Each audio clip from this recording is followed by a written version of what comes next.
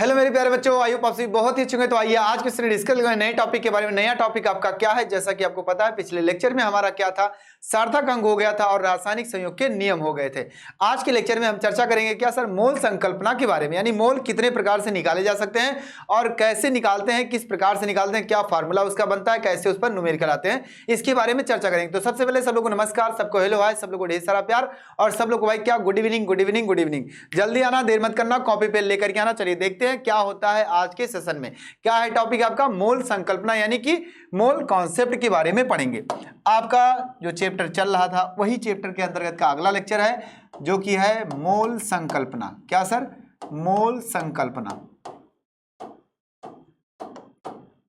मोल संकल्पना जिसे कहा जाता है मोल कॉन्सेप्ट। क्या सर? मोल कॉन्सेप्ट, इसके बारे में पढ़ेंगे। जरा ध्यान से सुनना, आपका टॉपिक क्या है सर, बहुत ही इंपॉर्टेंट है। इस पर आपके न्यूमेरिकल तो आते ही 100%। मोल संकल्पना यानी मोल कॉन्सेप्ट। सबसे पहले मोल कॉन्सेप्ट यानी मोल क्या होता है? कोई भी रासायनिक पदार्थ के, क्या ध्यान से सुनना, क्या सर, कोई भी रासायनिक अपक्रिया होती है या फिर रासायनिक पदार्थ होता है, उसकी मात्रा को हम मोल में मेजर करते हैं। क्या? उसकी मात्रा को हम मोल में मापते हैं। इस बात को नोट कर लेना। रासायनिक अपक्रिया में कोई भी रासायनिक अपक्रिया, कोई भी रासायनिक उत्पाद अगर आता है, कोई पदार्थ आता है, तो उसकी मात्रा को हम किस में मापते हैं? मोल में मापते हैं। ये भी आपने छोटी क्लास में पढ़ा होगा या फिर ऐसा ही मात्रक जब आपको पढ़ाया गया होगा, तो मैं खुद पढ़ाया हूँ इसी चैप्टर में आपको, और फिजिक्स में भी आपने पढ़ा होगा कि जो पदार्थ की मात्रा होती है वो किस में मापी जाती है सर? मोल में मापी जाती है। अब बात आती है सर मोल किसे कहते हैं। सबसे पहली बात ये आती है, तो मोल का जो डिफिनेशन होता है, आपको ये कहा जाता है कि किसी पदार्थ के क्या है, किसी पदार्थ के कार्बन 12 के समस्थानिकों में 12 ग्राम में अणुओं की संख्या, कणों की संख्या, परमाणुओं की संख्या, आयनों की संख्या उसकी मोल कहलाती है। क्या सर? उसकी मोल कहलाती है। इस बात को नोट कर लेना। अगर डिफिनेशन लिखना तो मैं लिख दूंगा, लेकिन आपको सबसे पहले समझना मोल कॉन्सेप्ट में क्या होता है। बस पदार्थ की मात्रा को मोल में मापते हैं और उसी के बारे में हम चर्चा करेंगे। चलिए देखते हैं। सबसे पहले मोल के बारे में एक डिफिनेशन लिखेंगे छोटा सा। सर मोल के बारे में सबसे पहले हमें लिखना है, क्या लिखना है सर? मोल के बारे में, है ना। मोल के बारे में हमें सबसे पहले लिखना है। जी सर। और वो क्या होता है जरा ध्यान से देखो मोल के बारे में। अब बात आती है मोल किसे कहते हैं। किसी पदार्थ के कार्बन 12 के समस्थानिकों में, क्या में से किसी एक का 12 ग्राम मात्रा, जैसे कि लिख देते हैं हम, किसी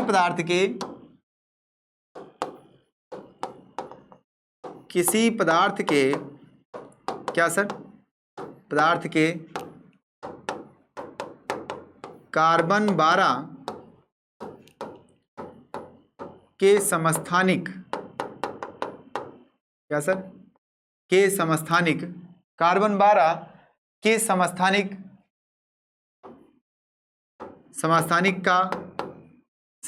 का 12 ग्राम में उपस्थित कणों की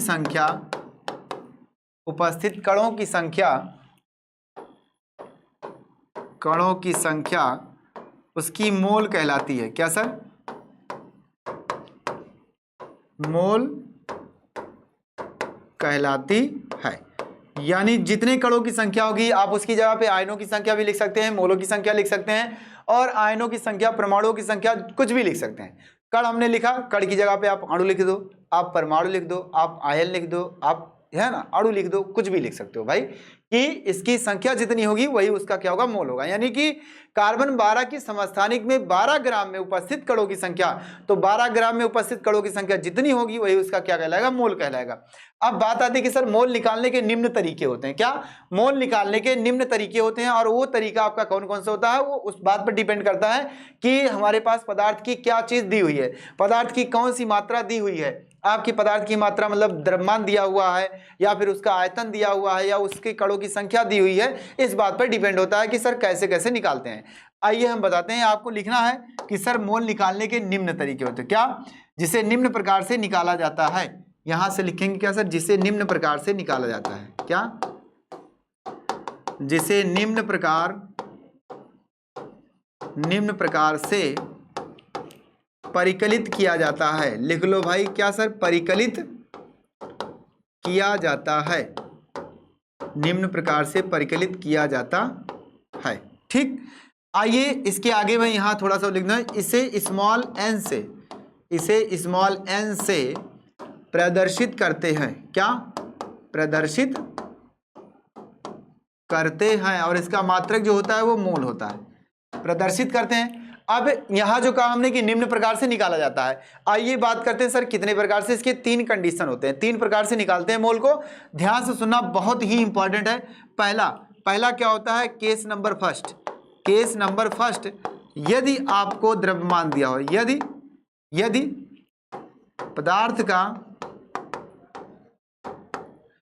पदार्थ की मात्रा, क्या सर, यदि पदार्थ की मात्रा है ना, ग्राम में, यदि पदार्थ की मात्रा ग्राम में अगर हो तो बात करते हैं सर मोल कैसे निकलेगा। देखिए ध्यान से सुनना, आपको इतनी बातें एकदम अच्छे समझ में आएगी। यदि पदार्थ की मात्रा अगर ग्राम में दिया हो तो उसकी मोल कैसे निकालेंगे हम, तो मोल बराबर होता है यहाँ भार बटे अणुभार, यानी कि पदार्थ की मात्रा ग्राम में बटे पदार्थ का अणुभार। क्या है, अणुभार, यही होगा आपका मोल। बस, यानी कि पदार्थ का मोल बराबर, अर्थात मोल बराबर यहां से आ जाएगा, मोल बराबर आपका पदार्थ की मात्रा ग्राम में, पदार्थ की मात्रा, क्या सर, ग्राम में, पदार्थ की मात्रा ग्राम में, होल भाई आपका क्या हो जाएगा सर, पदार्थ का अणुभार। अब ये बात आती सर, इसके ऊपर आप फार्मूला लगाएंगे, पदार्थ का अणुभार। इसका शॉर्टकट जो होता है आपका डेफिनेशन, वैसे इसको मिटाओ और यहां से एक डब्बे में बंद कर दें हम अच्छे से, है ना। आइए देखते हैं, इसे क्या है, स्मॉल एन से भी प्रदर्शित किया जाता है, कहा था हमने। तो हम यहां से बोल सकते हैं कि स्मॉल एन बराबर वेट बाई मॉलिक्यूलर वेट। क्या sir, weight by molecular weight, ये एक फार्मूला आपका आ जाएगा। ये हो गया। अब इसके आधार पर हम एक न्यूमेरिकल लगाएंगे। सबसे पहले इतनी बातें अगर आपको समझ में आ गई तो ध्यान से सुन लेना कि पहली केस जो आपका है कि यदि पदार्थ की मात्रा ग्राम में दिया होता तो उसके मोल कैसे निकालते हैं। सबसे पहले आ गया कि सर अगर ग्राम में दिया तो उसके मोल कैसे निकालेंगे। आप अपने दिमाग में एक फार्मूले को बैठा के रखना कि अगर पदार्थ की मात्रा ग्राम में दिया हो तो मोल बराबर क्या होगा सर, पदार्थ की मात्रा ग्राम में बटे उसी पदार्थ का अणुभार, जो आपका यौगिक दिया होगा उसी यौगिक का क्या होगा सर, अणुभार होगा। अब बात आती सर अणुभार क्या होता है, जरा निकाल के पता है कि नहीं निकालना पता है। छोटी क्लास में आपको बताया गया होगा, 9th और 10th में ही बताया गया होगा। अगर नहीं बताया गया तो मैं यहां बताऊंगा आपको अणुभार कैलकुलेट करना, उसके बाद देखते हैं क्या होता है। चलिए आगे चलें थोड़ा सा। जी सर इतना हो गया, 1 2 3। अब बात आती सर इस पर एक न्यूमेरिकल करते हैं, एक सवाल लगाते हैं, एक प्रश्न हल करते हैं, उसके बाद बात करते हैं आगे। चलिए देखते हैं, जैसे मैं बोल दूं कि 4 ग्राम, क्या सर 4 ग्राम, क्या हुआ सर, 4 ग्राम मेथेन में मोलों की संख्या कितनी होगी। मेथेन में मोलों की संख्या कितनी होगी, मोलों की संख्या कितनी होगी, जरा ध्यान से सुनना, कितनी होगी। बहुत ही आसान है ये, एकदम आसान शब्दों में बताएंगे आपको, परेशान नहीं होना। देखो प्यार से पहले देखो क्या क्या दिया है, क्या दिया है, पदार्थ की मात्रा ग्राम में दे दिया। अगर पदार्थ की मात्रा ग्राम में दे दिया है तो आपको फार्मूला कौन सा लगेगा भाई, जो अभी भी बताया गया है। ठीक, अपने दिमाग में उसको दौड़ाते रहना। क्या है, लिखेंगे पहले गिवन दैट, भाई दिया है, क्या दिया है, यानी कि मेथेन का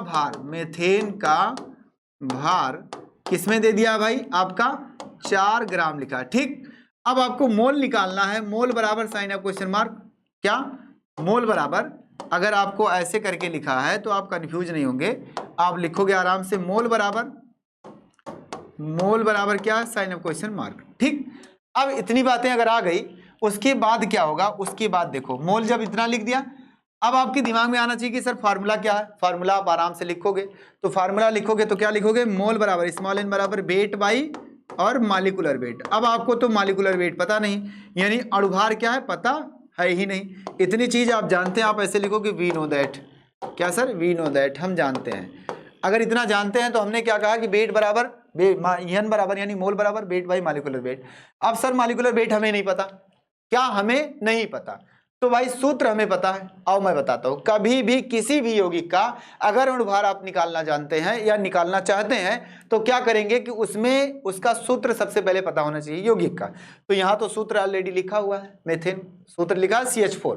अब CH4 अगर लिखा हुआ है तो इसका अणुभार अगर निकालना है तो इसमें जितने भी परमाणु है सभी परमाणुओं के अणुभारों को जोड़ दो, आराम से जोड़ दो और कुछ करना नहीं है। तो क्या करेंगे हम, CH4 का अणुभार, CH4 का अणुभार पहले हम निकालेंगे। क्या सर, CH4 का अणुभार हम पहले निकालेंगे। CH4 का अणुभार निकालने के लिए हम क्या करेंगे, कार्बन का अणुभार और प्लस 4 बार हाइड्रोजन है तो 4 बार हाइड्रोजन का अणुभार। तो क्या हो जाएगा, कार्बन का होता है 12, 12 गुणे 1, क्योंकि कार्बन क्या है, 1 है, 12 है ना, और एक कार्बन का होता है 12, तो 12 गुणे 1 प्लस एक हाइड्रोजन का होता है 1 अणुभार। तो क्या हो जाएगा सर, यहाँ 1 लिखेंगे गुणे, लेकिन कितनी बार है वो, 4 बार है, तो गुणा क्या कर देंगे सर, 4 कर देंगे, हो गया। अब इतना करने के बाद आपको क्या करना, सीधा सीधा इसका जो ओवरऑल मात्रक होता है वो होता है ग्राम प्रति मोल होता है, ये भी नोट करते रहना मात्रक के साथ। तो 12 करने 12 और प्लस 4 करने 4, ओवरऑल क्या है सर, 16 ग्राम प्रति मोल, यानी 16 ग्राम प्रति मोल आ गया। अब बात आती सर, अणुभार पता चल गया। जब अणुभार आपको पता चल गया तो आपको क्या करना है, थोड़ा सा अपने कदम को आगे ले जाना है, थोड़ा सा, क्या, थोड़ा सा। यहां से इस सूत्र को लिखो आराम से, प्यार से ऐसे लिखो, N बराबर, अब वेट जो है ऊपर है और मॉलिक्यूलर वेट क्या है, नीचे है। तो भाई वेट कितना है आपका, 4 ग्राम, वेट कितना है, 4 ग्राम, यानी 4 ग्राम मात्रक के साथ लिखो होल। भाई मॉलिक्यूलर वेट कितना है सर, 16 ग्राम प्रति मोल, 16 ग्राम प्रति मोल, ये हो गया, लिख दिया मैंने। अब देखो बली का बकरा बन रहा है, यानी ये ग्राम ग्राम कैंसिल आउट, 4 करने 4, 4 चौके 16 सर, 1/4 आ गया। ये मोल पलट के ऊपर जाएगा, हाँ सर, तो क्या आएगा, ओवरऑल मोल लिखा जाएगा। इसका मतलब आ गया 1/4 मोल आ गया। अब इसको अगर डिवाइड करना चाहते हो आप तो कर सकते हो भाई, 0 पॉइंट अगर आपको यहां ना कर पाओ तो आप ऐसे बचपन में क्या है, गुणा भाग किए हैं खूब अच्छे से, करो, क्या है, यहाँ दशमलव लगाओ, यहाँ 0 बढ़ाओ, 4 दूनी 8, 8 आ गया, 2 बचा, दशमलव लगा है तो 0 बढ़ा दो, 4 पंचे 20, कट गया सर, ओवरऑल कितना आ गया, 0.25 मोल आया है। ऐसे आराम से लगा सकते हो, कोई जल्दबाजी नहीं, एकदम अच्छे से, कोई जल्दबाजी नहीं। कब, जब हमें पदार्थ की मात्रा ग्राम में दिया हो तब, ठीक। चलें आगे, इतनी तो समझ में आ गया होगा, फिर आगे चलते हैं, ध्यान से सुनना। चलो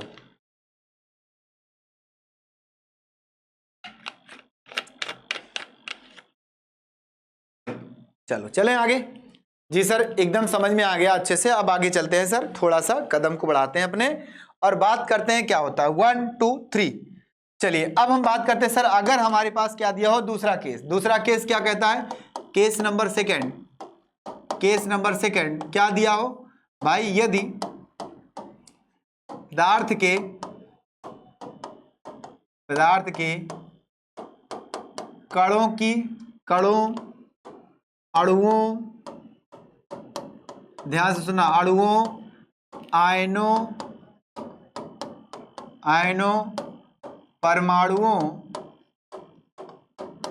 परमाणुओं की संख्या दी हो, है ना, दी हो। अगर मान लो ये सारी चीजें दिया हो, चाहे वो कण के नाम से जाना जाए या अणु के नाम से जाना जाए या परमाणु के नाम से जाना जाए या किसी के नाम से जाना जाए, अगर ये सब दिया है तो हमें क्या होगा सर, मोल कैसे निकालेंगे। बात को सुनना, ये सभी बातें एक ही है, ये सभी बात क्या है, एक ही प्रकार का है। ध्यान से सुनना, अणु लिखा तो अणु होगा, आयन लिखा तो आयन होगा, कण लिखा तो कण होगा। बात को सुनना। अब बात आती है कि इसके पहले एक चीज हमें जानना बहुत जरूरी है। क्या सर, इसके पहले हमें यह जानना जरूरी है कि मेरे पास, कि सबसे पहले हम ये जानते हैं कि एवोगाद्रो ने क्या कहा था, क्या सर 1811 ईस्वी में बताया था इन्होंने, कि जो हमारे पास एवोगाद्रो ने कहा कि एक मोल में कणों की संख्या, परमाणुओं की संख्या, आयनों की संख्या क्या है, एक नियतांक के बराबर होता है, एक नियत वैल्यू के बराबर होता है, नियत मान के बराबर होता है। वो मान आपका क्या होता है, एवोगाद्रो संख्या के नाम से जाना जाता है, ठीक। वो आपका होता है Na, अर्थात कहने का मतलब है कि एक मोल में परमाणुओं की संख्या एवोगाद्रो के अनुसार, क्या सर, एवोगाद्रो के अनुसार, आओगाद्रो लिखो भाई, आओगाद्रो, बड़ा प्यारा नाम है इनका, आओगाद्रो, है ना, के अनुसार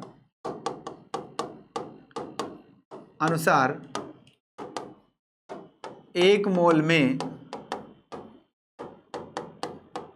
कणों की संख्या Na के, है ना, बराबर होती है। क्या थ्योरी लिखो, थ्योरी कणों की संख्या Na के बराबर होती है। अब सबसे पहले आपको एक चीज समझना है यहां से कि ये तो बोल दिया गया कि एक मोल में कणों की संख्या Na के बराबर होती है, ठीक, Na कण के बराबर होती है, ऐसे भी लिख सकते हो आप। लेकिन इसको लिखने का तरीका मैं एक चीज बता रहा हूं आपको। सबसे पहले यहां मैं एक चार्ट बना देता हूं, एक लिख देता हूं कि अगर आपसे कहा कि एक मोल कण कितने होंगे, है ना, एक मोल में कणों की संख्या कितनी होगी तो वो भी लिख दें। एक मोल में परमाणुओं की संख्या कितनी होगी वो भी लिख दें। एक मोल में कणों की संख्या कितनी होगी वो भी लिख दें। एक मोल में आयनों की संख्या कितनी होगी वो भी लिख दें आपका। एक मोल में परमाणुओं की संख्या कितनी होगी वो भी लिख दें। पहले लिख देते हैं, उसके बाद सूत्र लिखते हैं। आओ, तो क्या होगा यहां से पहला पॉइंट, अगर आपसे ऐसे लिखा है तो यहां से क्या लिखेंगे, एक मोल है ना कण बराबर 6.023 गुणे 10 की पावर 23 कण। ध्यान से सुनना। अगला क्या है, एक मोल है ना अणु बराबर 6.023 गुणे 10 की पावर 23 अणु। बात समझने की कोशिश करना। अगला पॉइंट, एक मोल परमाणु, एक मोल परमाणु बराबर 6.023 गुणे 10 के पावर 23 परमाणु, है ना, ये आप लिखेंगे। उसके बाद अगला पॉइंट क्या हो जाएगा आपका, एक मोल आयन बराबर हो जाएगा 6.023 गुणे 10 के पावर 23 आयन, ठीक, ये आप बोलेंगे। उसके बाद अगर आपसे कह दिया कि एक मोल में इलेक्ट्रॉनों की संख्या, एक मोल में इलेक्ट्रॉन की संख्या है, एक मोल कण में, क्या कण में इलेक्ट्रॉन की संख्या अगर आपसे बोल दिया तो भी आप क्या लिखोगे, 6.023 गुणे 10 के पावर 23 इलेक्ट्रॉन, ये बोलेंगे आप आराम से। यानी ये आपका क्या है, सब एकदम बेसिक चीज है। अब इतना जानते हुए, इतना जानने के बावजूद अगर आपसे कहा गया कि सर मोल का फार्मूला क्या बनेगा, तो इसके हिसाब से मैं एक फार्मूला बनाता हूं आपको यहां बगल में, एकदम ध्यान से सुनना। यहां मैं आपको बगल में एक फार्मूला बना रहा हूं, बाकी ये तो आप समझ जाओ कि इसको बंद कर दिया जाए, ये एक अच्छा सा फार्मूला, ये बेसिक चीज है, ठीक। अब बात आती है सर यहां से जो आपका मोल आएगा वो मोल क्या होगा, मोल बराबर ऊपर क्या लिखेंगे, कणों की संख्या। यदि आपको कणों की संख्या दी है, परमाणुओं की संख्या दी है, अणुओं की संख्या दी है, आयनों की संख्या दी है, तो क्या होगा, देखो यहां से लिखेंगे अणुओं की संख्या, अणुओं, परमाणुओं, कणों, आयनों की संख्या, मतलब कुछ भी हो सकता है इसकी जगह पे। आप ये मत सोचना कि अगर मैं सिर्फ और सिर्फ परमाणु लिख दूं, सिर्फ और सिर्फ कण लिख दूं, सिर्फ और सिर्फ अणु लिख दूं, तो आपके दिमाग में कहीं आ गया क्वेश्चन कि सर मैं अणु लिखा हूं और क्वेश्चन में आपसे कह दिया कि सर इतने परमाणु में कितने मोल होंगे, तो आप कहोगे सर अणु का फार्मूला लिखाए थे सर, परमाणु का नहीं लिखाए थे। तो सबका सेम फार्मूला होता है, क्या होता है, सेम होता है।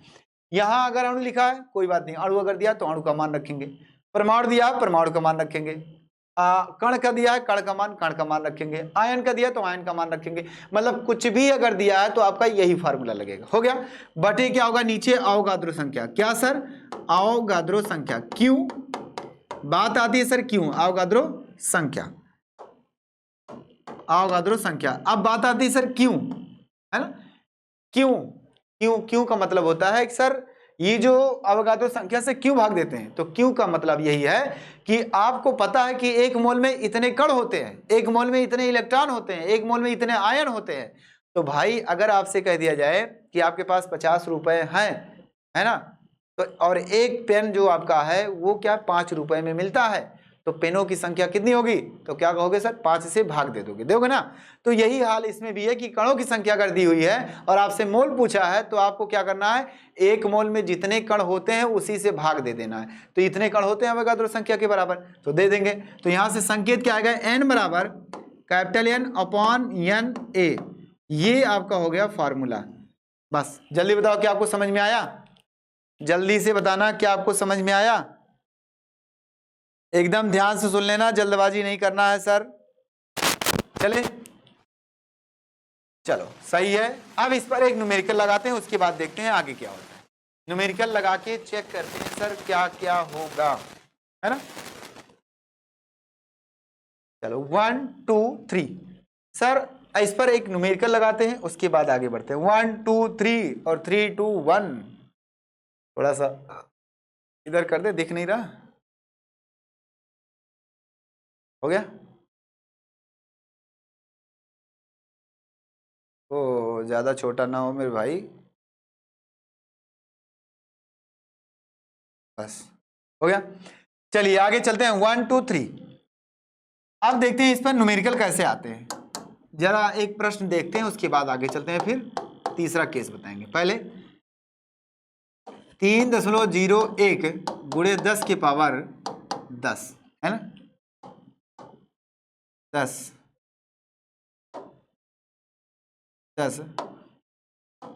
सोडियम क्लोराइड अणु में सोडियम आयनों की संख्या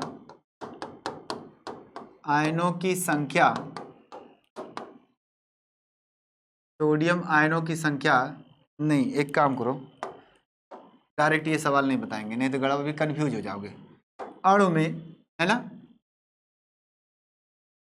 सोडियम क्लोराइड के कितने मोल होंगे, कितने मोल होंगे। मान लो अगर आपसे पूछा कितने मोल होंगे, अब भाई देखो ध्यान से सुनना क्या क्या होगा, कितने मोल होंगे, बात ये आती है। तो आपको क्या दिया है, अणु दिया है, क्या दिया है, अणुओं की संख्या दी हुई है। अगर अणुओं की संख्या दी हुई है तो आपको मोल अगर निकालना है तो आपको पता है कि भाई एक मोल में जितने अणु होते हैं उसी से भाग दे देना, यानी अवोगाद्रो संख्या से क्या करना है, भाग देना है। तो आप सबसे पहले लिखोगे कि सर क्या दिया है, गिवन दैट दिया है आपको क्या सर, Na बराबर, यानी n बराबर क्या, या तो ऐसे लिखो सोडियम अणुओं की संख्या, सोडियम क्लोराइड अणुओं की संख्या। अब इसमें कैपिटल N बराबर कितना, 3.01 गुणे 10 की पावर क्या सर, 10 हो गया। अणु इतना दिया है। अब आपसे क्या पूछा है सर, डायरेक्ट पूछा है मोल, यानी कि मोल स्मॉल n बराबर साइन ऑफ क्वेश्चन मार्क। लेकिन एक चीज हम जानते हैं, Na बराबर होता है क्या, 6.023 गुणे 10 की पावर 23। आगे अगर आपसे ये कहा है अणु, तो इसका मात्रक क्या हो जाएगा, अणु प्रति मोल, यानी एक मोल में इतने अणु होते हैं, है ना, अणु प्रति मोल। ठीक, ये हो गया आपका। अब आपको पता है फार्मूला कि सर n Na और n में क्या होता है, संबंध क्या होता है। तो यहां से लिखेंगे वी नो दैट, हम जानते हैं बचपन से या अभी जान गए हैं क्या सर, है ना, वी नो दैट हम जान गए हैं कि सर स्मॉल n बराबर capital N upon N A होता है। ठीक, ये होता है सर, ये फार्मूला होता है, इसी फार्मूले पे हम क्या करेंगे, मान रखेंगे।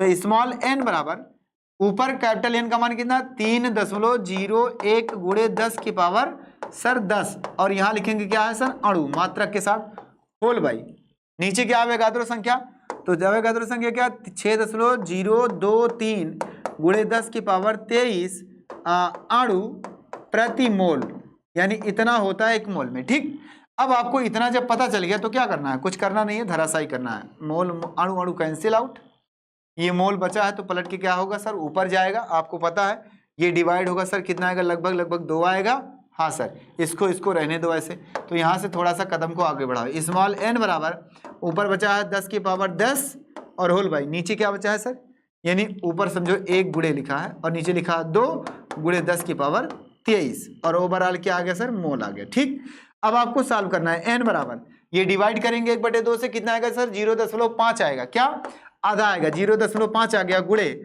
10 की पावर 10 ऊपर था, और ये 10 की पावर क्या है सर, ऊपर, नीचे से ऊपर जाएगा, और जब भी नीचे से ऊपर जाता है तो उसके क्या है, घात के चिन्ह में परिवर्तन होता है। ये बात नोट कर लेना अपने दिमाग में कि सर कोई भी अंक है अगर वो घात के रूप में है और उसे नीचे से अगर हम ऊपर ले जाते हैं तो उसके घात के चिन्ह में परिवर्तन आता है। अगर वो नीचे धन है तो ऊपर क्या हो जाएगा, ऋण हो जाएगा, नीचे अगर ऋण है तो ऊपर क्या हो जाएगा सर, धन हो जाएगा। यानी कि सर यहाँ क्या दिख रहा है, धन दिख रहा है, ऊपर गया तो क्या हो जाएगा, ऋण हो जाएगा, और इसके बगल में गुणे के साथ लिखा जाएगा 10 के पावर -23 हो गया, नीचे खत्म। ओवरऑल क्या लिखा है सर, मात्रक मोल लिखा है। ठीक, अब आपको क्या पता, ये भी आप बचपन में पढ़ चुके हैं कि 0.5 तो ऐसे लिखा रहने दो। ये भैया जब आपको ऐसे ऐसे दिखे ना, ऐसे ऐसे, तो क्या बोलेंगे सर, आधार समान है, घात को क्या करेंगे, जोड़ लेंगे, है ना।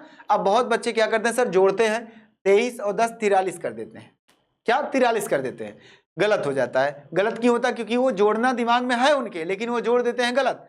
आप जोड़िए, लेकिन जिस चिन्ह के साथ हो उस चिन्ह के साथ काम करना शुरू करिए ना, जैसा साइन है वैसा काम करो। मैं बताता हूं, देखो 0.5 लिखो, गुणे 10 की पावर आप क्या लिखो सर, 10 लिखो। आप जोड़ना चाहते हो ना, हाँ जोड़ो। तो सर इसको जोड़ना है तो यहाँ प्लस लगाओ, लेकिन ये जो नंबर है वो माइनस के साथ है, तो कोष्टक में लिख दो। क्या सर, 10 प्लस कोष्टक में -23 लिख दो। अब यूं समझ जाओ कि आपके सामने ये एक अंक है, एक सवाल है जो लिखा हुआ 10 प्लस कोष्टक में -23। अब उसी को आपको सॉल्व करना है, तो सॉल्व करते समय क्या करोगे, कोष्टक तोड़ोगे पहले, और कोष्टक तोड़ोगे तो चिन्ह बदलेगा। हाँ सर बदलेगा, कैसे बदलेगा, तुरंत कहोगे सर 0.5 आगे जो लिखा उसको रहने दो, ये हो जाएगा 10 के पावर 10 -23, यानी क्या सर, प्लस माइनस क्या होता है, माइनस होता है, तो 10 -23 हो जाएगा।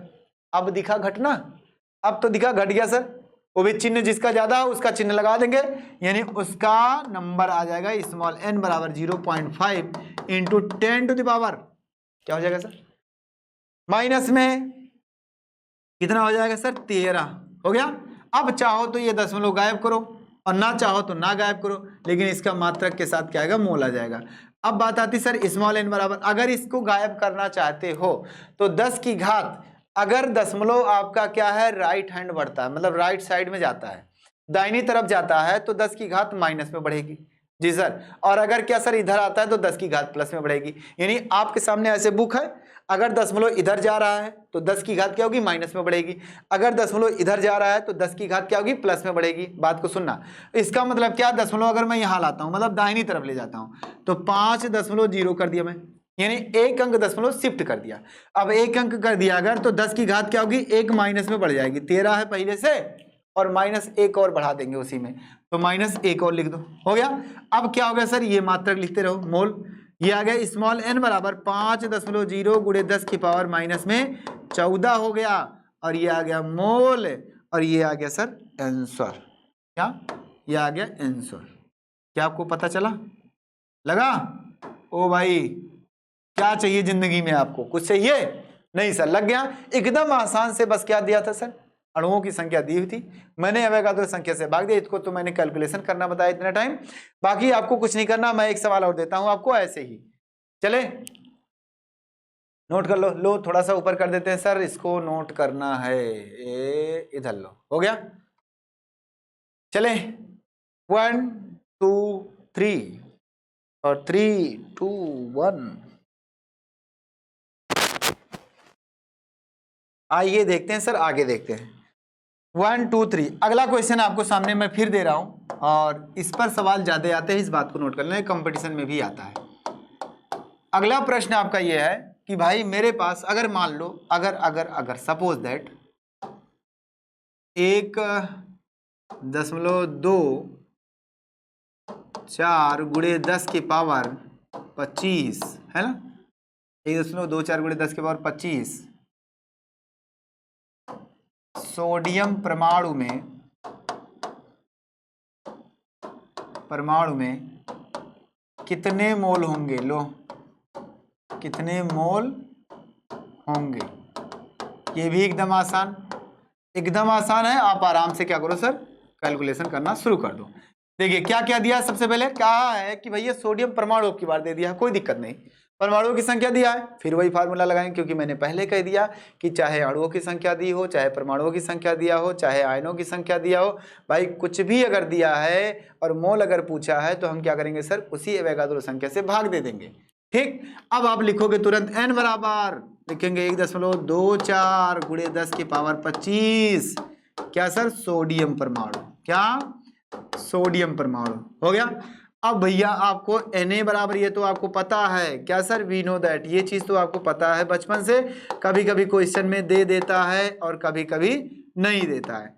6.023 गुणे 10 की पावर 23 हो गया, ये आपका हो गया। अगर ये परमाणु कहा है तो इसका मात्रक तुरंत हो जाएगा क्या सर, परमाणु प्रति मोल। ये समझ लेना ध्यान से, यही गलतियां करते हैं बच्चे। अब आपसे पूछा है स्मॉल n बराबर साइन ऑफ क्वेश्चन मार्क, आप फॉर्मूला लगाओ n अपॉन Na। हो गया, ओ भाई जब इतना हो गया, इतना हो गया है ना, आगे देखते हैं। चलिए देखते हैं क्या क्या होता है सर, इसके आगे क्या होगा। इसके आगे ये होगा कि भाई स्मॉल n बराबर आप वैल्यू रखोगे आराम से, कैपिटल N का मान दिया कितना सर 1.24 गुणे 10 की पावर सर 25 हो गया। यहां लिखेंगे क्या सर, परमाणु, ठीक। और होल बाई सर अवोगाद्रो संख्या 6.023 इंटू 10⁻23 क्या होगा सर, परमाणु अपॉन मोल, ठीक। ये हो गया। अब बात आती है कि सर इसके आगे क्या होगा, इसके आगे क्या होगा सर, परमाणु परमाणु कैंसिल आउट, ये आ गया। हो गया, जब इतना हो गया भाई इसको डिवाइड करना है। अब चाहो तो इसको काट दो, नहीं कट रहा है सर, देखो मान लो अप्रॉक्सीमेट ये वैल्यू हटा दो, ये क्या लिखा सर 12 लिखा हुआ है, ये 6 लिखा हुआ है, 6 दुआएं 12, लेकिन दशमलव सर लगा है। तो इसको अगर काटने का तरीका आपको ये भी नहीं पता तो एक काम करो, इसमें से एक 10 निकालो, इसको 12 कर दो, सही सही है ना, 12 कर दो आराम से। मैं क्या करता हूँ देखो 1.24 गुणे 1/10 बाहर कर लिया, और 1/10 क्या है 10 की पावर 24 बचा, 1/10 निकालो तो 10 की पावर 24 बचेगा कि नहीं बचेगा, बचेगा। और इसको तो ऐसे रहने दो, इसको तो ऐसे रहने दो, और ये मात्रक हो जाएगा क्या सर, मोल, ठीक। अब आपको क्या करना है, इस 10 का गुणा इसमें कर दो, क्या इस 10 का गुणा इसमें कर दो भाई। जब इस 10 का गुणा इसमें हम कर देंगे तो स्मॉल n बराबर क्या हो जाएगा आपका, हो जाएगा 12.4 और गुणे 10 की पावर क्या हो जाएगा सर 24, और होल भाई 6.023 गुणे 10 की पावर 23, और ये है सर मोल, ठीक।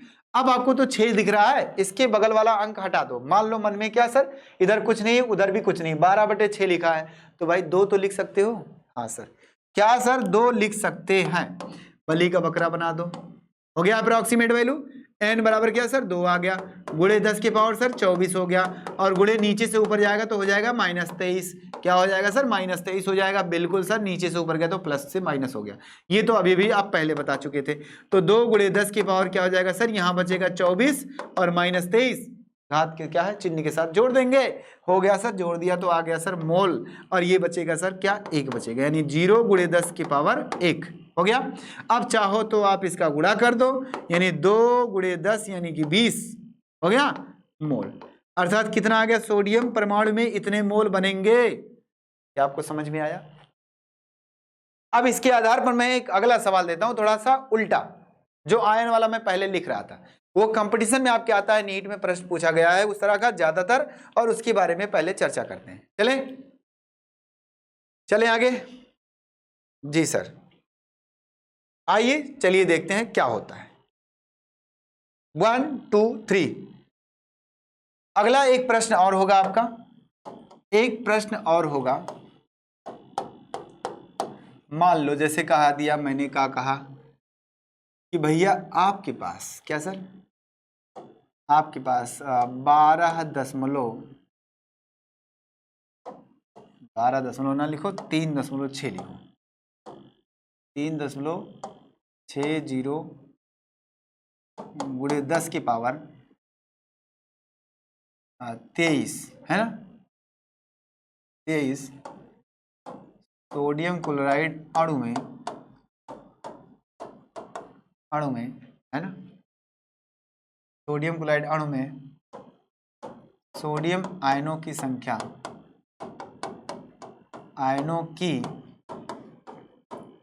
संख्या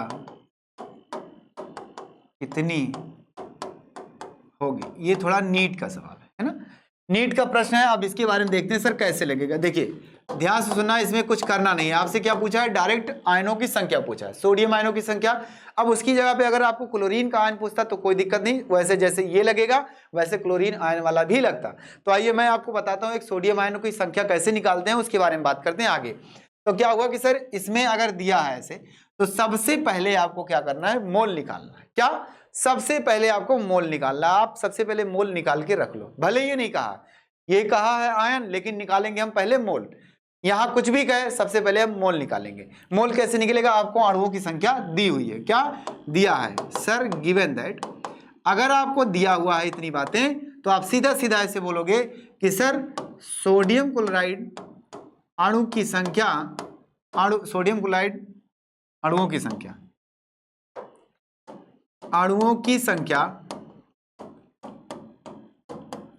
स्मॉल यानी कैपिटल N बराबर 3.6 गुणे 10 की पावर, मतलब 60 गुणे 10 की पावर 23 अणु।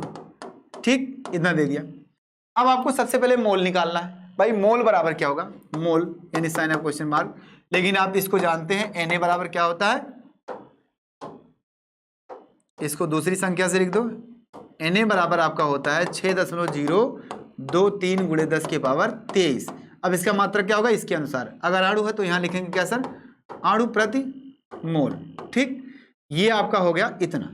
उसके बाद क्या करेंगे? हम तुरंत मोल निकालेंगे, फार्मूला फिर लगाएंगे। स्मॉल n बराबर कैपिटल N अपॉन Na। आराम से लगाना, कोई जल्दबाजी नहीं। इतना किया। इतना करने के बाद भाई वैल्यू रखेंगे। हम क्या रखेंगे भाई? वैल्यू रखेंगे। 3.6 गुणे 60 गुणे 10 की पावर 23 अणु होल भाई, होल भाई आपका हो जाएगा कितना सर? 6.023 गुणे 10 की पावर 23 हो गया।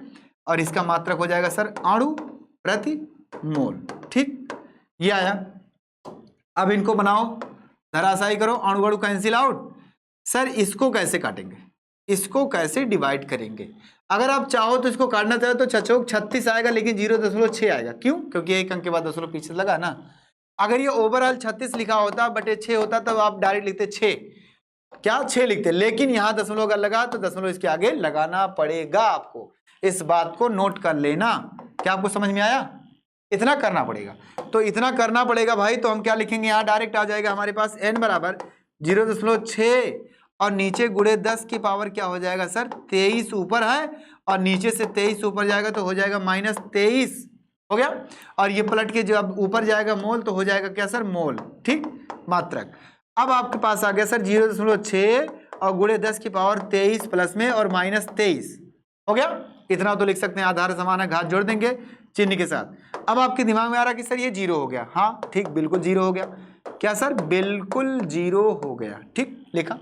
अब किसी भी नंबर पे घात अगर 0 होता है तो क्या होता है? ये इसका मान 1 होता है, सदैव 1 होता है। किसी भी नंबर पर घात अगर 0 आ गया तो उसका मान क्या होगा? सदैव 1 होगा। कैसे होता है इसके बारे में बता दिया आपको। देखो, बहुत बच्चे कंफ्यूज रहते हैं कि सर ये कैसे होता है, जरा बता दीजिए। मुझे तो समझ में नहीं आता सर, कैसे होता है भाई? इसके आगे सर 1 कैसे होता है? चलो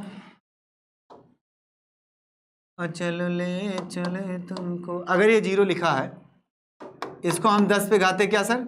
मान लो वो 23 ही था। क्या सर? 23 था। 10 की पावर 23 माइनस 23 ये लिखा था ना। पीछे आ जाओ, इसको थोड़ा सा एक कदम और पीछे चलो। इस 23 को हम गुणे 10 की पावर -23 लिख सकते हैं। लिख दिए। इस 23 को हम नीचे लाएंगे, 10 की पावर 23 और नीचे करेंगे 10 की पावर प्लस में 23 हो जाएगा। हो जाएगा। ये दोनों वैल्यू बराबर है 1। आया कि नहीं आया? हुआ कि नहीं हुआ? सर दोनों वैल्यू बराबर है, ऊपर नीचे कट जाएगा तो क्या आ जाएगा सर? 1 आ जाएगा। बिल्कुल 1 आएगा, 1 आएगा।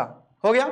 तो भाई जब इतना आ गया तो एक काम करो, 10 की घात अगर 0 है तो उसका मान 1 होगा, क्योंकि वहीं से आ रहा है। सर कैसे आ रहा है? ऐसे आ रहा है। उस 0 को हम इतना इतना लिख सकते हैं, बिल्कुल लिख सकते हैं। तो क्या आ गया सर? n बराबर 0.6 गुणे 10 की पावर क्या सर? 1 था ना, मतलब 0 था तो क्या आ जाएगा? 1 आ जाएगा। यह आ जाएगा सर मोल। ठीक, अब आप गुणा करोगे तो n बराबर क्या आ जाएगा? 0.6 केवल आएगा मोल। ठीक भैया, मोल आ गया इतना। अब सवाल क्या पूछा है कि आपको आयनों की संख्या पूछ रहा है। तो आयनों की संख्या आपको पता करना। अब आयनों की संख्या तब पता चलेगी, पहले इसको तोड़ेंगे। क्या? सोडियम क्लोराइड को तोड़ेंगे, है ना। इधर आओ। सोडियम क्लोराइड को तोड़ने के लिए आपको कुछ करना नहीं है। इनको ऐसे रहने दो, इनको यहीं रहने दो। आओ थोड़ा सा अपने कदमों को आगे बढ़ाते हैं और हम थोड़ा सा कदम के साथ कदम मिलाते हुए चलेंगे और देखते हैं क्या होता है। सोडियम क्लोराइड अगर है और इसको जल में अगर आप घोलते हो तो क्या सर आएगा? आयन आएगा। सोडियम आयन प्लस में आएगा और सर क्लोरीन आयन आएगा, यानी क्लोराइड आयन। ठीक, अब आपको यहां से देखना है कि इसको बैलेंस करो। पहले बैलेंस करो। बैलेंस है सर, बिल्कुल बैलेंस है। 1 यहाँ था तो एक सोडियम यहाँ है, एक सोडियम यहाँ है, एक क्लोरीन, ठीक। यानी आप क्या बोलोगे, इसके आगे अगर कुछ नंबर नहीं तो समझो 1 मोल है, इसके आगे कोई नंबर नहीं तो समझो 1 है, इसके आगे भी क्या सर 1 है, ठीक। अब आपको एक एक जब पता चल गया तो हम क्या बोलेंगे कि सर 1 मोल बराबर, ध्यान से सुनना, ये टॉपिक आपको और आगे भी पढ़ाया जाएगा। आपको मैं यहां से बता रहा हूं जो आपको दिख रहा है, यहां से क्या दिख रहा है सर, 1 मोल सोडियम क्लोराइड में 1 मोल क्या आ रहा है, क्या 1 आयन सोडियम का आ रहा है, क्या आ रहा है, 1 मोल सोडियम क्लोराइड में क्या आ रहा है, क्या आ रहा है, यानी इतने आयन आपके आ रहे हैं सोडियम के, 1 आयन सोडियम का आ रहा है, ठीक। यहां से सुनो ध्यान से, और वो 1 आयन किसके बराबर होगा, यहां से सुनो, 1 मोल, मैं देखो लिखा नहीं, मैं लिख रहा हूं इसको, 1 मोल सोडियम क्लोराइड से 1 मोल सोडियम आयन है ना। अब 1 मोल सोडियम आयन में आयनों की संख्या कितनी होगी, जो कि हो जाएगा इतना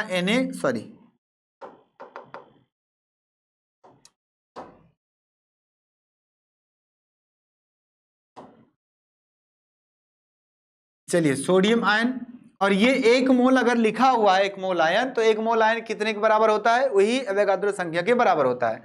तो यहां से हम बोलेंगे कि सर Na आयन, क्या Na आयन, ठीक। Na आयन का मतलब होता है, वो नंबर लिख दो यार, चलो हटाओ, नंबर लिखो नहीं तो कहोगे सर ये क्या होगा, 6.023 गुणे 10 की पावर 23 सोडियम आयन, ठीक, क्या सोडियम आयन, ये लिख सकते हैं, हाँ सर लिख सकते हैं, क्या, यानी 1 मोल सोडियम क्लोराइड से 1 मोल सोडियम आयन आया। अब अगर आपसे पूछा है कि सोडियम आयनों की संख्या कितनी होगी, मोल नहीं पूछा है, अगर मोल कहता तो मैं यही मोल कर देता कि सर 1 मोल आ रहा है, लेकिन ये कह रहा कि सोडियम आयन कितने होंगे, तो आपको पहले मोल पता किया, पहले मोल लिखा। अब आपको पता है कि 1 मोल में आयनों की संख्या कितनी होती है, अवोगाड्रो संख्या के बराबर होती है, तो मैंने अवोगाड्रो संख्या के क्या किया, बराबर कर दिया। अब आपको इतना पता चला, यानी अब आप यहां से यहां तक संबंध फिर बनाओगे, क्या फिर से लिखोगे, क्या लिखोगे, तब 1 मोल सोडियम आयन है ना में आयनों की संख्या, क्या सर, आयनों की संख्या बराबर 6.023 गुणे 10 की पावर 23 आयन, ठीक, इतना लिखेंगे हम। उसके बाद आपको 1 मोल का पता चल गया, भाई आपके पास मोल कितने हैं, इतने मोल है, क्या इतने मोल है, यहां मैं इसको इसके बराबर कर दिया ना, क्यों, क्योंकि ये 1 मोल ये भी था, 1 मोल ये भी है। अब आपको क्या दोबारा इसको नहीं लिखना, भले ये मोल इसका है, आपके दिमाग में एक सवाल आ रहा हो कि सर ये जो मोल आपका है वो इसका लिखा हुआ है, तो आप इसके मोल की कैसे बराबर करोगे, हम कर सकते हैं, क्यों कर सकते हैं, क्योंकि यहाँ दिख रहा है कि भाई इसका 1 मोल है तो 1 मोल इसका भी है, अगर इसका 0.6 मोल है तो इसका भी 0.6 मोल ही होगा, इसलिए हम कह सकते हैं कि सर 0.6 मोल इसका है तो 0.6 मोल इसका होगा, इसलिए डायरेक्ट बोलेंगे कि 1 मोल से इतना आयन, तो 0.6 मोल से कितना आयन होगा, उसी में क्या करेंगे, गुणा कर देंगे। यहां से बोलेंगे अतः क्या, अतः 0.6 मोल सोडियम आयन में आयनों की संख्या बराबर 0.6 गुणे 6.023 गुणे 10 के पावर 23 आयन, क्या सर, आयन, ये आ गया। अब आपको जब इतना आ गया तो भाई क्या करना, सीधा सीधा गुणा कर देना है। यहां से हम बोलेंगे, हम बोले तो सर क्या आ गया, सर ये आ जाएगा 6 के 36, कितना सर, दशमलव लगा 1 अंक के बाद, तो यहाँ बोलेंगे 3.6 हो जाएगा, ठीक। 36 तो होगा, लेकिन पीछे से 1 अंक के बाद दशमलव लगा, तो यहाँ से लगा 1 अंक के बाद दशमलव, ये वाले ये 36 0 लिख दो, गुणे 10 की पावर क्या हो जाएगा, 23 आयन, यानी कितना आ गया सर आंसर, कितना आया सर, कितना आया, सर आप कहोगे सर जो दिया था क्वेश्चन वही आ गया, जो दिया था क्वेश्चन वही आ गया, हाँ आ गया, बिल्कुल आ गया, कोई दिक्कत नहीं, आ गया। यहां से तोड़ेंगे सर उतना ही आएगा जितना इसका था, जितना उसका था, खत्म बात। यानी कितना आ गया सर, आयन आ गया, भले वो अणु दिया था लेकिन वो क्या हो गया सर, अब हो गया आयन। अब ये चाहे सोडियम का होता है या क्लोरीन का होता है, कोई दिक्कत नहीं, आपको कैलकुलेशन करने का तरीका पता होना चाहिए बस, और कुछ नहीं करना है। क्या आपको समझ में आया, चलिए बताओ, इतनी बात हो गई। अब हम बात करते हैं सर क्या, अब हमारा तीसरा केस क्या है वो बात करते हैं। इतना स्क्रीनशॉट ले लो, उसके बाद आगे चलते हैं। 1 2 3 चलो चलो चलो चलो चलो। चलिए अब बात करते हैं सर केस नंबर थर्ड। क्या? Case number third. Case number third जो हमारा होगा क्या? यदि मानक ताप और दाब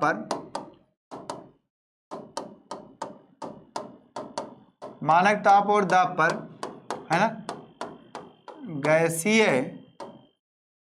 अणु का आयतन दिया हो। क्या? गैसीय अणु का आयतन दिया हो।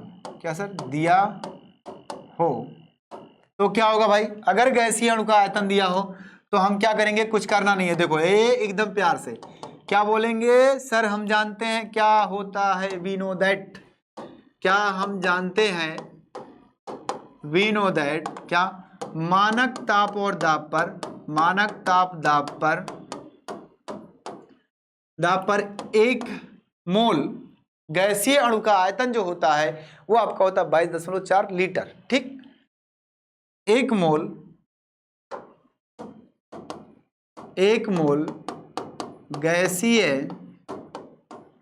गैसीय अणु का आयतन क्या होता है? 22.4 लीटर। ठीक, क्या होता है सर? 22.4 लीटर होता है।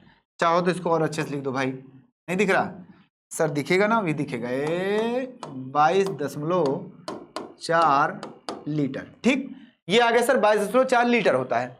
अगर आपको 1 मोल गैस का आयतन पता चल गया तो अगर आपको गैस का आयतन ढेर सारा दे दिया जाए और आपसे कह दे कि भैया इस गैस के आयतन में कितना मोल होगा, तो क्या करेंगे? 1 मोल वाले आयतन से भाग दे देंगे, यानी कि 22.4 से क्या करेंगे? हम भाग देते चले जाएंगे।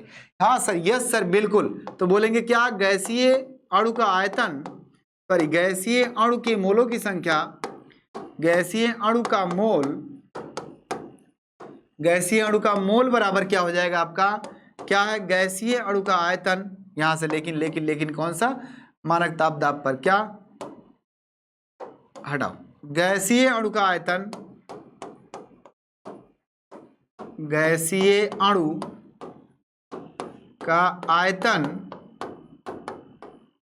अणु का आयतन बोल भाई क्या? 22.4 लीटर। अब बात आती है कि सर ये क्या होगा? इसका मात्रक क्या होगा? भाई मात्रक भी आपको मैं लिखाता हूं, चिंता ना करो। चिंता तो जिन करा बाबू। देखो स्मॉल n बराबर यहां से लिखो v अपॉन 22.4 यानी 22.4 हो गया। ये लीटर में होता है, ध्यान देना। इसका मात्रक जो होगा आपका प्रति मोल हो जाएगा। यहां से आप मात्रक अभी ना लिखो तो बेहतर होगा, अभी ना लिखो तो बेहतर होगा। अब बात आती सर कैसे कैसे? यहां जो आयतन देगा, आपसे क्वेश्चन मैं कराता हूं, अभी पता चल जाएगा। आपका आयतन जो भी देगा उसके मात्रक के हिसाब से नीचे वाली वैल्यू को हम क्या करेंगे? मन करेगा तो चेंज करेंगे, नहीं मन करेगा तो ऊपर वाले को चेंज कर देंगे। बस इतना ध्यान देना कि ये 22.4 जो लिखा वो लीटर लिखा है। क्या? लीटर प्रति मोल लिखा। लो मात्रक लिख देता हूं भाई, लो लीटर प्रति मोल लिखा है। इसका मात्रक होता है लीटर प्रति मोल। ठीक, यानी 1 मोल में इतना लीटर होता है। ये चीज मैं पहले से लिख दिया हूं। ठीक, अब आइए सर एक क्वेश्चन करते हैं, देखते हैं क्या होता है। 1 2 3 ऊपर चलो, दिख रहा है ना? ऊपर दिख रहा है? हाँ सर दिख रहा है। चलो एक क्वेश्चन करते हैं, उसके बाद देखते हैं क्या होता है। सर क्वेश्चन आपका होगा, क्वेश्चन प्यारा सा क्वेश्चन आ गया। मान लो आपको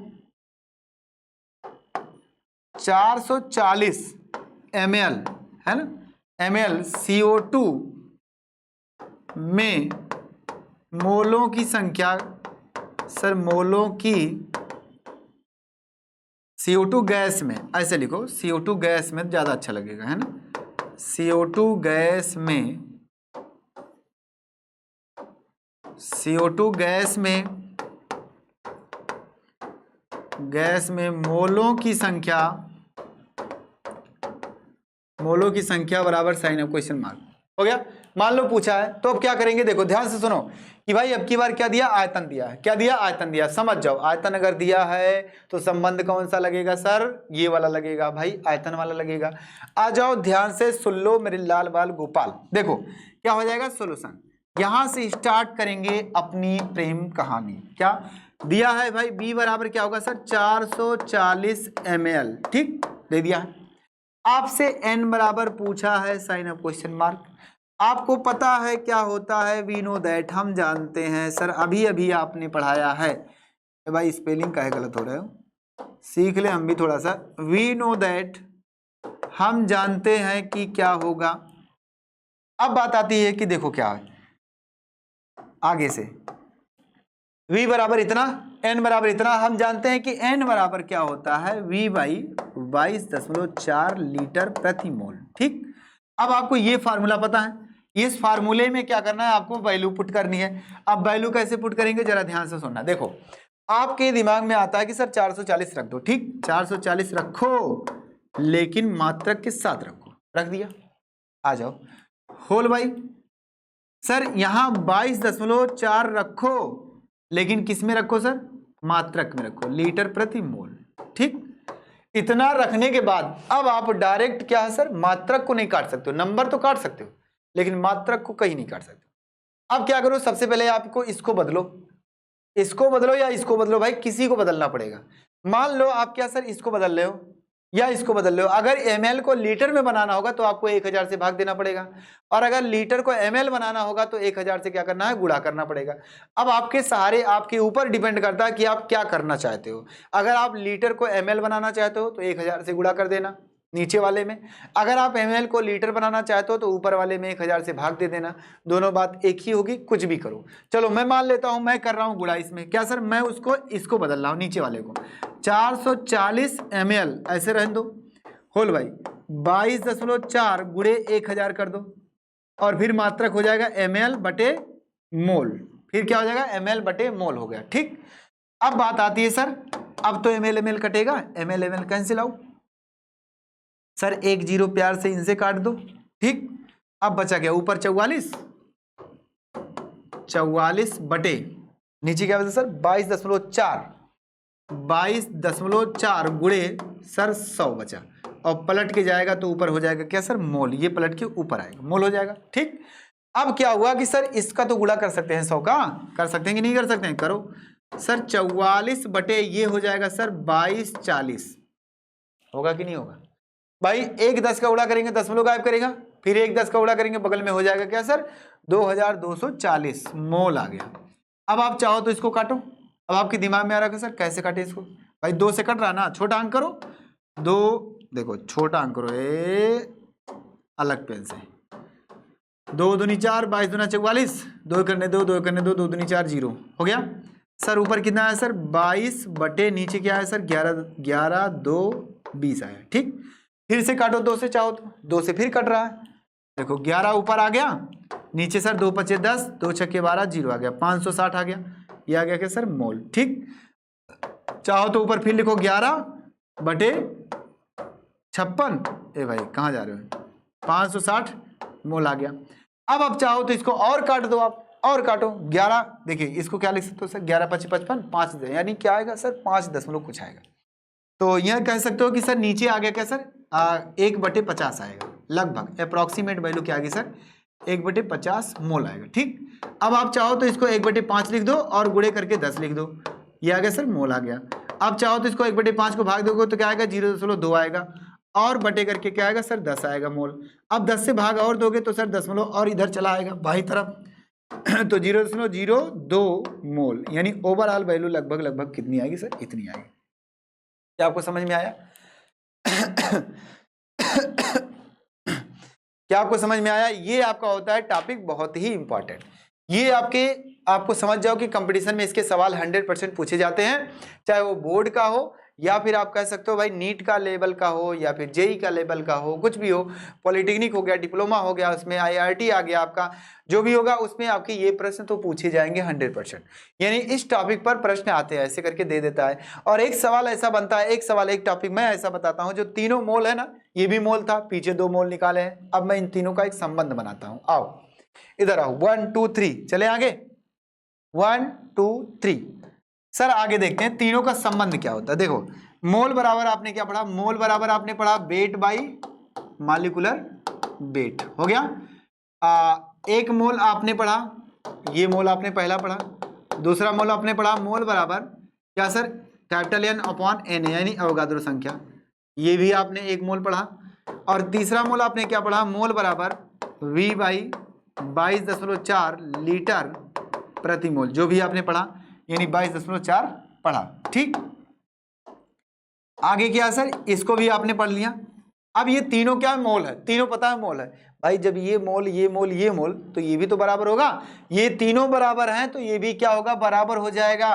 तो यहां से हम बोलेंगे क्या सर, यहां से हम बोलेंगे कि सर n बराबर डायरेक्ट लिखो वेट बाई मालिकुलर वेट, इसको लिख सकते हैं, फिर बराबर लिखो n बाई क्या सर Na लिख सकते हैं, फिर बराबर लिखो क्या सर V बाई 22.4 लिख सकते हैं, और कुछ नहीं करना है। मेरे लाल बाल गोपाल की जय। हो गया, यानी अब ये तीनों तो बराबर हो गया, तीनों को मैं दोबारा फिर से लिख सकता हूं आर करके, क्या लिखूंगा, वेट बाई मालिकुलर वेट हो गया is equal to capital N by Na, उसके बाद क्या हो जाएगा V बाई 22.4, है ना। ठीक, ये आ गया आपका 1 2 3 बराबर हो गया।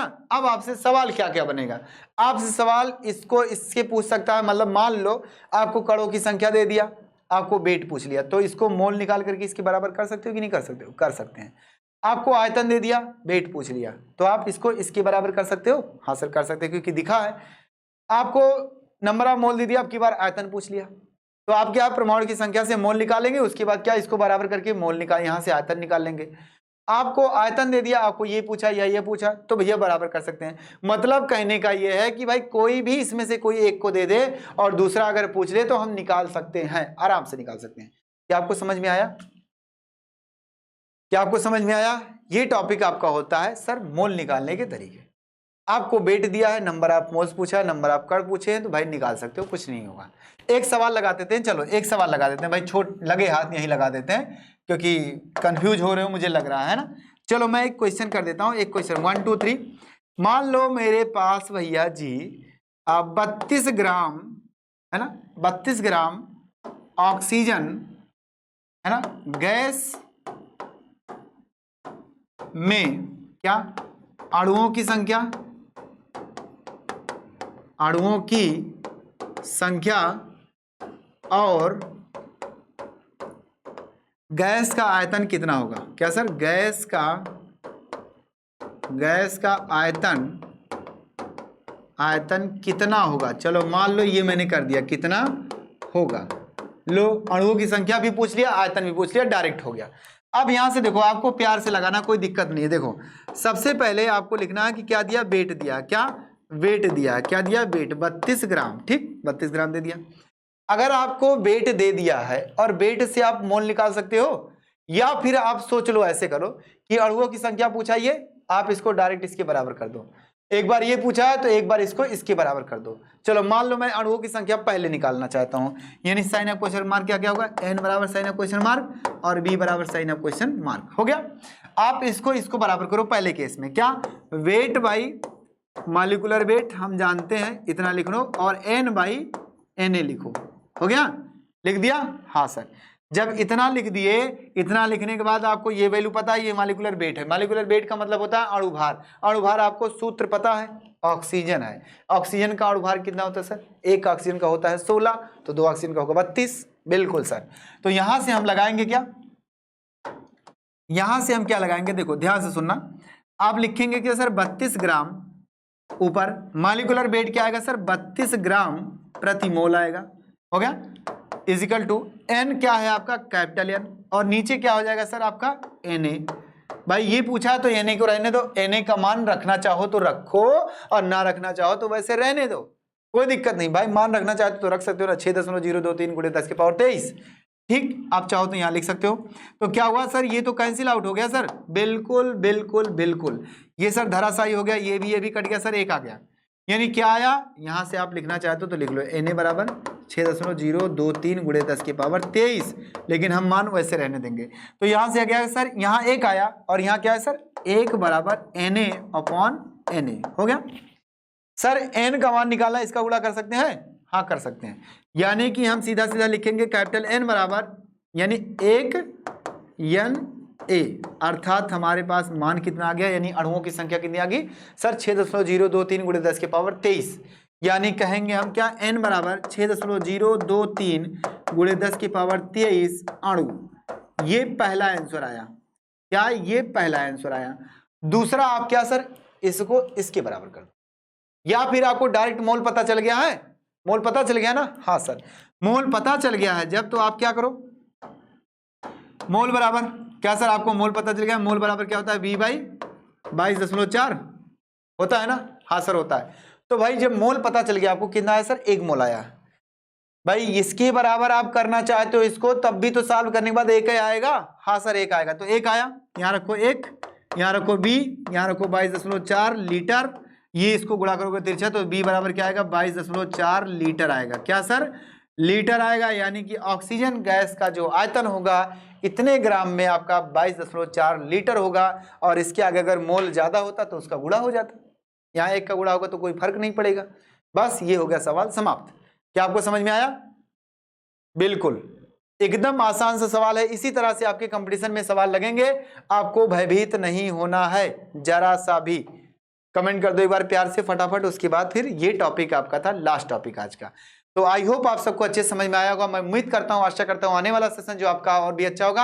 अब हम अगला टॉपिक जो पढ़ाएंगे आपको सांद्रता पढ़ाएंगे, सांद्रताओं के व्यंजक कौन कौन होते हैं जो आपके 11वीं क्लास में बहुत जरूरी है। ठीक चलिए आई होप आप सबको अच्छे से समझ में, मैं उम्मीद करता हूं, आशा करता हूं आने वाला सेशन आपका बहुत ही अच्छा होगा।